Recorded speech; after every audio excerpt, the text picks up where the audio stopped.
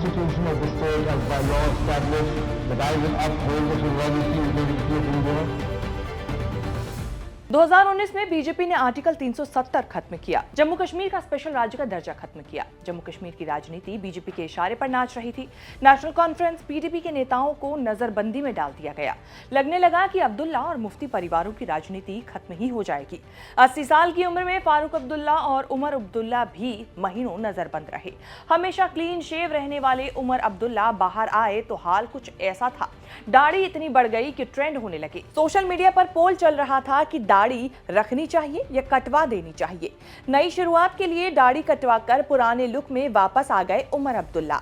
वक्त और राजनीति का पहिया ऐसा घुमा कि उमर अब्दुल्ला अब फिर वायरल हैं। इस बार इसीलिए कि दूसरी बार बनने जा रहे हैं जम्मू कश्मीर के मुख्यमंत्री। इसीलिए चर्चित चेहरा के इस खास एपिसोड के हीरो हैं उमर अब्दुल्ला। क्या है उनकी कहानी, बताएंगे इस रिपोर्ट में।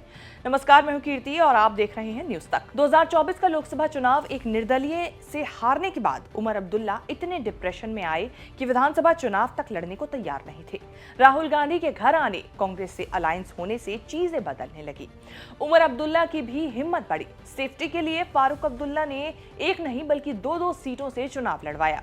जून में लोकसभा हारने वाले उमर अब्दुल्ला दोनों सीटों से जीत गए। अब सरकार बन रही है तो फारूक अब्दुल्ला ने ऐलान कर दिया कि सीएम उमर अब्दुल्ला ही बनेंगे। जम्मू कश्मीर के प्रधानमंत्री रहे शेख अब्दुल्ला के पोते और फारूक अब्दुल्ला के बेटे अब्दुल्ला खानदान की 3rd जनरेशन के हाथों में जम्मू कश्मीर की कमान अब फिर जा रही है। उमर अब्दुल्ला को राजनीति में फारूक अब्दुल्ला लाए। ब्रिटिश मूल की नागरिक मां मौली उमर के राजनीति में जाने के खिलाफ थी। इंग्लैंड में जन्मे श्रीनगर और मुंबई में पढ़े उमर अब्दुल्ला राजनीति में आने से पहले आईटीसी और ओबराय होटल में नौकरी कर रहे थे। 1998 के आसपास की बात होगी। उमर अब्दुल्ला ने एमबीए करने के लिए फॉरेन यूनिवर्सिटी में एडमिशन लिया था। तभी मध्यावधि लोकसभा चुनाव की बारी आ गई। फारूक अब्दुल्ला ने फॉरेन से बुलाकर श्रीनगर से लोकसभा चुनाव से लड़वा दिया। एमबीए अधूरा रह गया। Umar Abdullah full time politics में आ गए। तब सिर्फ 28 साल के हुआ करते थे उमर अब्दुल्ला। लोकसभा के सबसे कम उम्र के सांसद बने। 1999 में फिर मध्यावधि चुनाव हुए। उमर दूसरी बार भी सांसद बने। उसी दौरान फारूक अब्दुल्ला की अटल आडवाणी से दोस्ती राजनीतिक रिश्तेदारी में बदली। नेशनल कॉन्फ्रेंस एनडीए में शामिल हुई। उमर अब्दुल्ला वाजपेयी सरकार में विदेश राज्य मंत्री बनाए गए। एक और रिकॉर्ड बना सबसे कम उम्र में केंद्रीय मंत्री बनने का। पिता के साय में राजनीति करते हुए उमर को मुश्किल से 3-4 साल हुए। फारूक अब्दुल्ला ने ताड़ लिया कि अब बेटा ही पार्टी को लेकर जाएगा। फारूक अब्दुल्ला रिटायर तो नहीं हुए, लेकिन 2002 में उमर को नेशनल कॉन्फ्रेंस का अध्यक्ष बना दिया। उमर पार्टी और सरकार चलाने लगे। सत्ता की राजनीति से दूरी बनाकर फारूक अब्दुल्ला मेंटर और पार्टी के फेस बनकर एक्टिव हैं। फारूक और उमर अब्दुल्ला में बॉन्डिंग जबरदस्त दिखती है। चुनाव से ठीक पहले फारूक और उमर अब्दुल्ला उमराह करने के लिए सऊदी अरब गए थे। उमराह को छोटी हज भी माना जाता है। उमराह करते समय बिना सिले हुए कपड़े पहनने पड़ते हैं।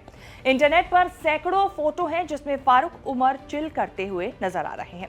उमर अब्दुल्ला के अलावा परिवार से कोई और राजनीति में नहीं आया, लेकिन फैमिली की पब्लिक अपीयरेंस होती रहती है। बस फैमिली फोटो में नहीं दिखती है उमर अब्दुल्ला की पत्नी पायल। उमर अब्दुल्ला की फैमिली हैप्पी नहीं रही। उन्होंने हिंदू लड़की पायल नाथ से शादी की थी। कुछ साल तक शादी ठीक चली। उमर पायल ने 2 बेटों को भी जन्म दिया, लेकिन फिर रिश्ता इतना खराब हुआ कि तलाक की नौबत आ गई। उमर पायल से तलाक मांग रहे हैं, लेकिन पायल तैयार नहीं है। सुप्रीम कोर्ट तक मामला पहुंचा, फिर भी न तलाक पर मुहर लगी और न ही दोनों फिर साथ रहने के लिए तैयार हुए।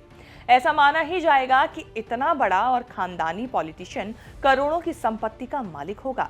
2024 के लोकसभा चुनाव के समय उमर अब्दुल्ला की प्रॉपर्टी डिटेल वायरल हुई थी। ना कोई मकान, ना कोई दुकान, ना कोई घोड़ा और ना कोई गाड़ी। कैश इन हैंड सिर्फ 95,000। सब मिला जुला कर 54 से 55 लाख की संपत्ति निकली उमर अब्दुल्ला की। वो भी तब जबकि 25 से 26 साल से उमर सांसद, विधायक, केंद्रीय मंत्री, सीएम, पार्टी के अध्यक्ष जैसी कई बड़ी जिम्मेदारियों को निभा चुके हैं। अब दूसरी बार सीएम भी बनने जा रहे हैं। नेशनल कॉन्फ्रेंस कश्मीर की राजनीति करती है। मुसलमानों की पॉलिटिक्स का लेवल लगा है, लेकिन अब्दुल्ला ने बीजेपी और कांग्रेस का इस्तेमाल अपनी राजनीतिक सुविधा के हिसाब के साथ किया। एक वक्त में फारूक की राजीव गांधी से दोस्ती थी। 1999 से 2004 तक फारूक बीजेपी के साथ रहे। 2004 में बीजेपी हारी तो कांग्रेस के हमजोली हो गए। 2008 में बड़ा प्रयोग करते हुए नेशनल कॉन्फ्रेंस कांग्रेस ने मिलकर सरकार बनाई, जिसके सीएम उमर अब्दुल्ला होते थे। अब दूसरी बार कांग्रेस नेशनल कॉन्फ्रेंस की सरकार बनने जा रही है, जिसके सीएम उमर होंगे। उमर अब्दुल्ला की पूरी राजनीति उस दौर से गुजरी जब जम्मू कश्मीर में आतंकवाद पीक पर था। जम्मू कश्मीर में राजनीतिक स्थिरता नाम की कोई चीज नहीं थी। 2008 में मनमोहन सिंह सरकार को जब संसद में विश्वास प्रस्ताव लाना पड़ा, तब जम्मू कश्मीर के हालात पर संसद में गजब भाषण दिया था उमर अब्दुल्ला ने। यही वो दौर था जब कांग्रेस की राजनीति में राहुल गांधी एक्टिव हो रहे थे। राजनीति में उमर राहुल से थोड़े सीनियर रहे, लेकिन दोनों की दोस्ती और केमिस्ट्री से रिश्ता लंबा चल निकला। दोनों में बहुत कुछ कॉमन था और है। Family bonding, same age, foreign background और सबसे ज्यादा पार्टियों की राजनीतिक जरूरतें। राहुल गांधी भारत जोड़ो यात्रा लेकर निकले तो यूपी आकर फारूक अब्दुल्ला ने ज्वाइन किया। गले लगाकर रो पड़े थे फारूक। जम्मू कश्मीर पहुंचे तो उमर अब्दुल्ला ने कदम से कदम मिलाकर राहुल को मजबूती दी। उमर अब्दुल्ला कहते रहे, राहुल गांधी जोरदार लड़ाई लड़ रहे हैं, मोदी का सीधा मुकाबला कर रहे हैं, इसीलिए मोदी निजी हमले करते हैं। लेकिन राहुल ने चतुराई से बीजेपी के चिपकाए टैग को हटा दिया। 2012 में उमर अब्दुल्ला के सीएम रहते घाटी में 3 सरपंचों की आतंकियों ने हत्या की थी। उमर अब्दुल्ला पर आरोप लगने लगे कि वो आतंकवाद का मुकाबला नहीं कर पाए। सरपंचों को लेकर राहुल गांधी एक्टिव हो गए। दिल्ली बुलाकर सरपंचों के साथ पंचायत कर ली। कहा जाता है कि उमर ने दखल मानकर बुरा मान लिया।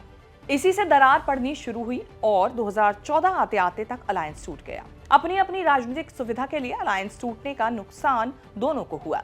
2024 में फिर राजनीतिक सुविधाओं के कारण ही अलायंस जुड़ा। बीजेपी को हराने की गारंटी लेकर नए सिरे से अलायंस किया, जिसने जबरदस्त कामयाबी हासिल हुई। जम्मू कश्मीर में बीजेपी को फेल करके सरकार तक पहुंच गई उमर अब्दुल्ला और राहुल गांधी की जोड़ी। तो चर्चित चेहरा पे उमर अब्दुल्ला पर बनी हमारी खास रिपोर्ट आपको कैसी लगी, हमें कमेंट करके जरूर बताएं। इस तरह की खबरें आगे भी देखने के लिए बने रहें न्यूज़ तक के साथ।